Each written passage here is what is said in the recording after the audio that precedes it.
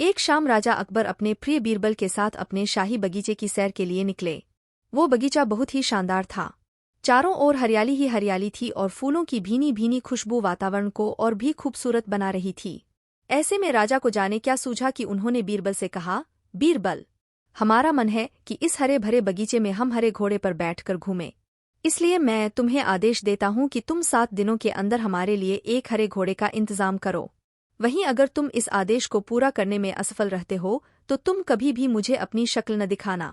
इस बात से राजा व बीरबल दोनों वाकिफ थे कि आज तक दुनिया में हरे रंग का घोड़ा नहीं हुआ है।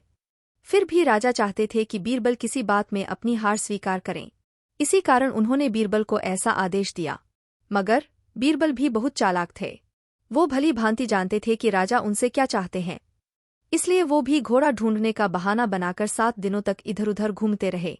8वें दिन बीरबल दरबार में राजा के सामने पहुंचे और बोले, महाराज, आपकी आज्ञा के अनुसार मैंने आपके लिए हरे घोड़े का इंतजाम कर लिया है, मगर उसके मालिक की 2 शर्तें हैं। राजा ने उत्सुकता से दोनों शर्तों के बारे में पूछा।